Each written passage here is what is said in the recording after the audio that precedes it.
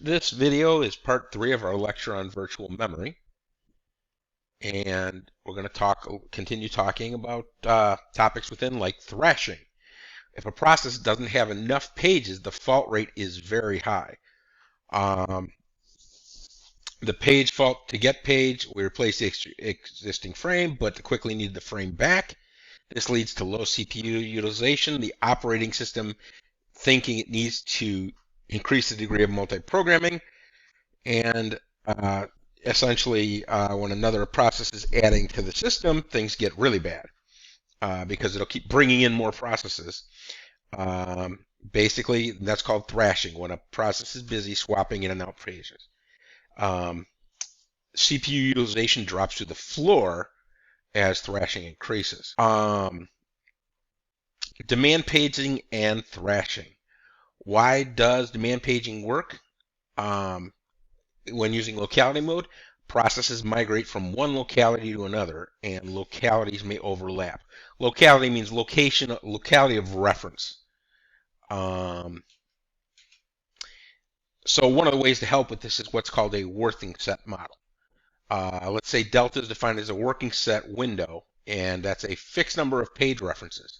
For example, 10,000 instructions. The working set of process P is the total number of pages referenced in the most recent change in time. If the delta, the change in time, is too small, it won't encompass the entire locality of memory. If it's too large, we'll end up with multiple. If it's infinity, we'll encompass the entire program. So D equals the sum of working set processes, frames over, and that's the total demand frames. If D is greater than the number of frames, we'll see thrashing. So how do we keep track of the working set? We can approximate it with an interval timer and a reference bit. For example, if delta equals 10,000, the timer interrupts after every 5,000 time units. We keep in memory 2 bits for each page. Whenever a timer interrupts, we copy and set all the values of the reference bits to 0. If one of the bits in memory equals 1, the page is in the working set. Why wouldn't this be completely accurate? Because we might have more pages in memory in our virtual memory system than are usable. So if we could instead increase it to 10 bits and interrupt every 1,000 units, we'll get better performance. The other approach is page fault frequency. We establish a acceptable page fault frequency rate and use local replacement policy. If the rate is too low, process loses frames. If it's too high, the process gains frames. So there's a direct relationship between the working set of a process and its page fault rate. The working set changes over time, and here you'll see examples of the peaks and valleys. So memory mapped I/O allows file I/O to be treated as routine memory access by mapping a disk block to a page in memory. A file is initially read using demand paging, and a page-sized portion of the file is read from the system into a physical page. Subsequent reads and writes are treated as ordinary memory accesses. This simplifies and speeds file access by driving file I/O through memory rather than read and write system calls. We lose the overhead of having to go into kernel mode. This also allows several processes to map to the same file, allowing the pages in memory to be shared. But when does written data make it to disk? Either periodically or when we close a file. So, for example, when the pager scans for dirty pages. So here are some memory map techniques for all of I/O. Some operating systems use memory map files for standard I/O. Processes can explicitly request memory mapping a file via mmap in Linux.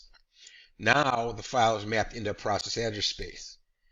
For standard I/O, nmap works appropriately, but it can also map into a kernel address space, and the process still does reads and writes in kernel address space. It can't handle the memory using memory mapped I/O.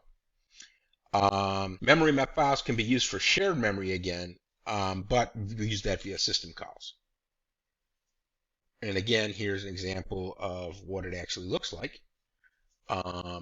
with processes, and each process pointing to virtual blocks which talk to actually the disk file. We can share memory via memory map file, because then we use our shared map in the memory map, and it can back itself automatically as well.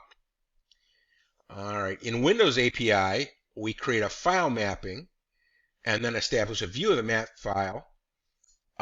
So the producer would create a shared memory object and open the file via create, and create a mapping via create file mapping, and that creates a named shared memory block. Okay. When we allocate kernel memory, we treat this differently from user memory. It's often allocated from a free memory pool because we would like to keep our operating system structures in memory. Also, there are certain kernel memory blocks that need to be contiguous. For example, for a device I/O, you don't want to be reading device from a hard drive and having it run back and forth across all different blocks in various parts of memory. Okay, there are different types of allocators. There's what's called the slab allocator, where it's one or more physically continuous pages. The cache consists of one or more slabs. The single cache for unique kernel data structures. Each cache is filled with objects of the data structure.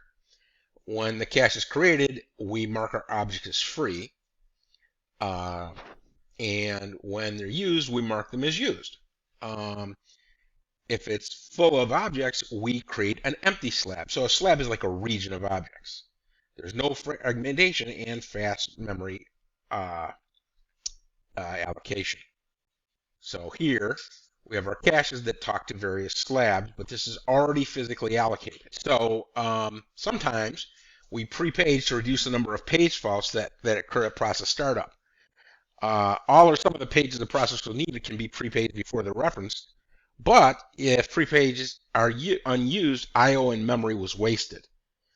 So we want to be careful to keep our page loss near to zero. Sometimes OS designers have a choice, especially if running on a custom-built CPU. Page size selection must be taken into consideration. We must also take into consideration fragmentation, page table size, I/O overhead, number of page faults, locality, the TLB size, and effectiveness. We should always make this a power of 2 to talk about interlock. Sometimes pages need to be locked into memory. I/O pages that are used for copying a file for the device must be locked from being selected for eviction. Otherwise, we won't be able to write things successfully. So we have to allow pinning. Okay. Windows uses demand paging with clustering. Clustering blinks pages in surrounding to the faulting page. Processors are assigned a working set minimum and a working set maximum. Working set minimum is the minimum number of pages guaranteed. A process can have up to the maximum.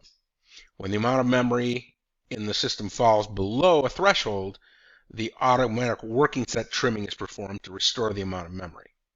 Working set trimming removes pages from process that have pages in excess of their working set.